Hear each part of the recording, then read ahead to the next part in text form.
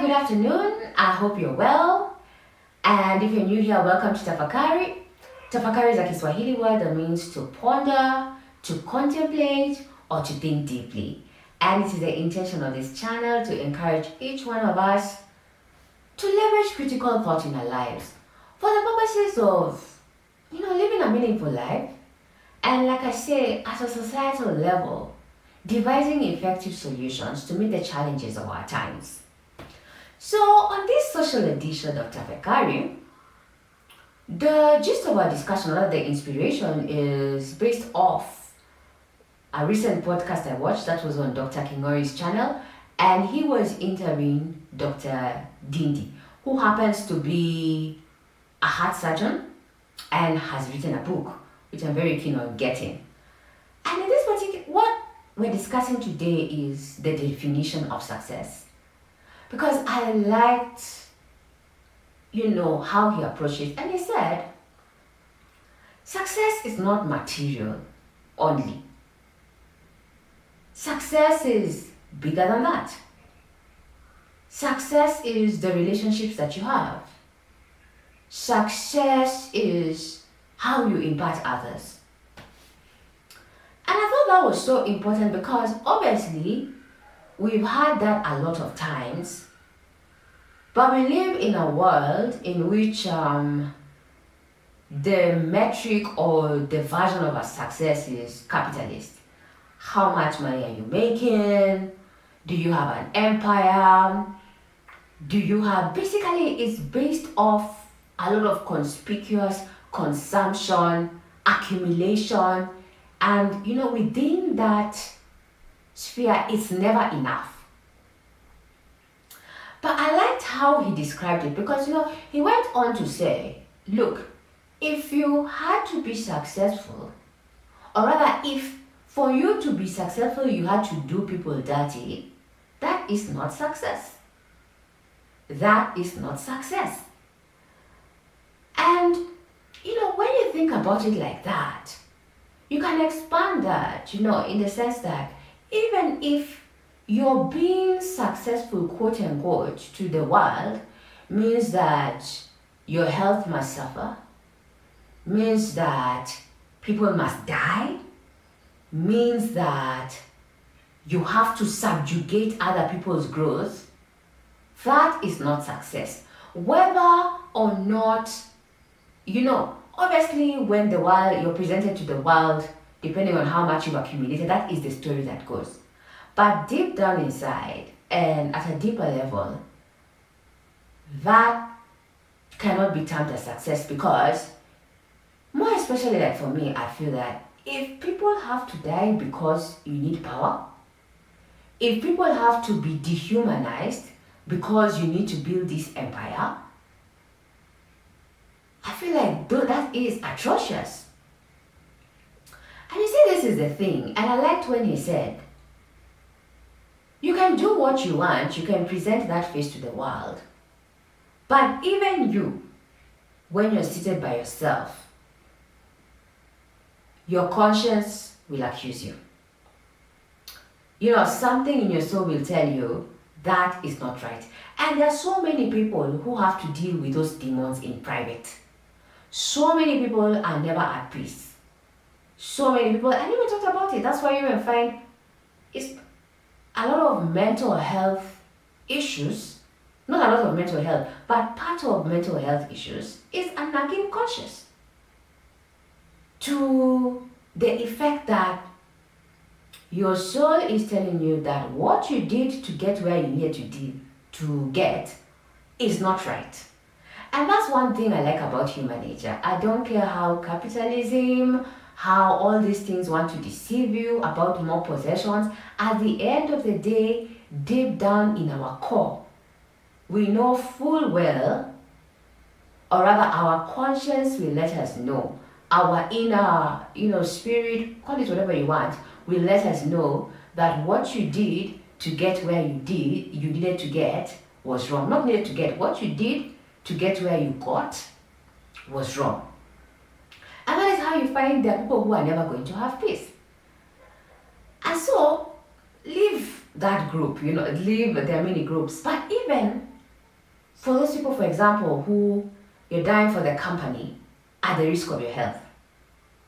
At the end of the day, this body is what you need to carry you on till you need this body every day.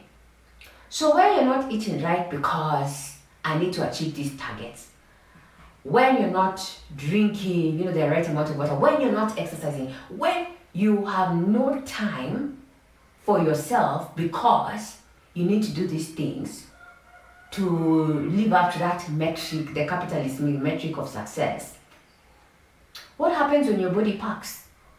Because it's also that. So many people said, okay, I'll work hard and then there's a time I'll rest and then I'll have time to focus on that. And then you realize that now you have to stop working because your body has called you to a meeting. So you thought that you're going to beat the system, and you realize, no, this same body that is carrying you needs you to take care of it. And failure to which, if you don't have time for health, when your body packs, you will eventually have health. Right? And so for me, I thought that was so eye-opening because it changes the game completely.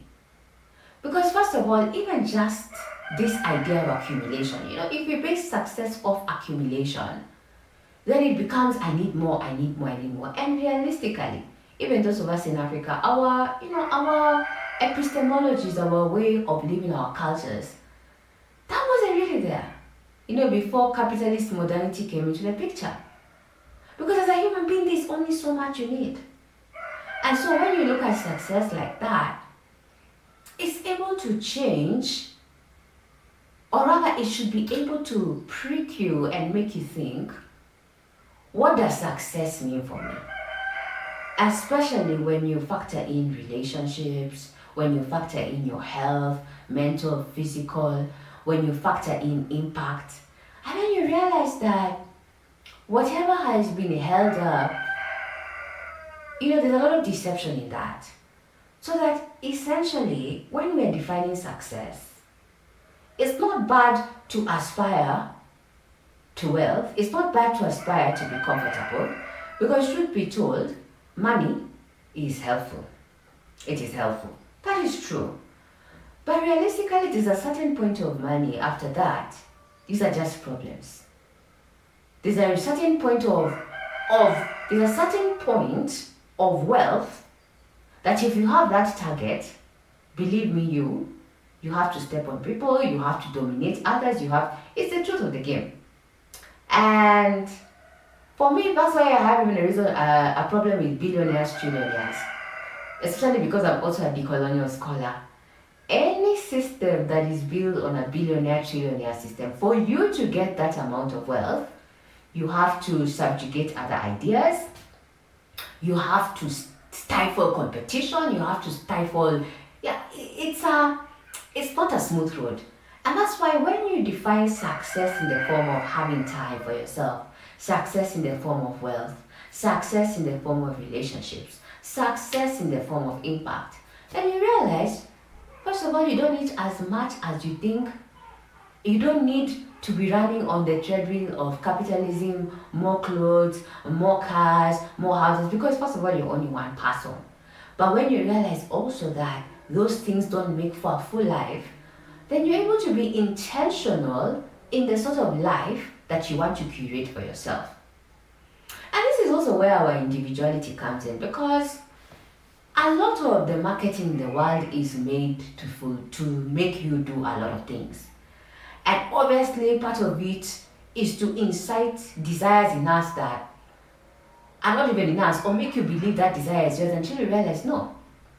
Because when you sit down and you define success for yourself, you will realize that deep down when I sit with myself, what I think is success is very different from what the world is marketing to me.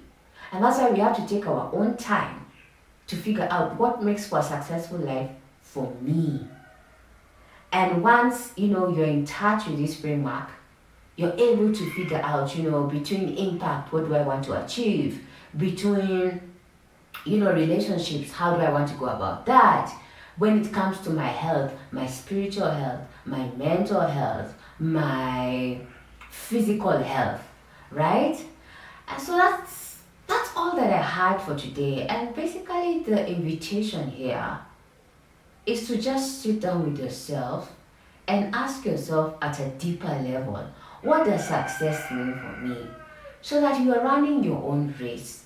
And in the process of running your own race, not only you have a clean conscience, you have a fulfilled life, because then you're able to live something that is authentic to you and is fulfilling at a deeper level. So that is all that I had for today. And until next time, kwaherini.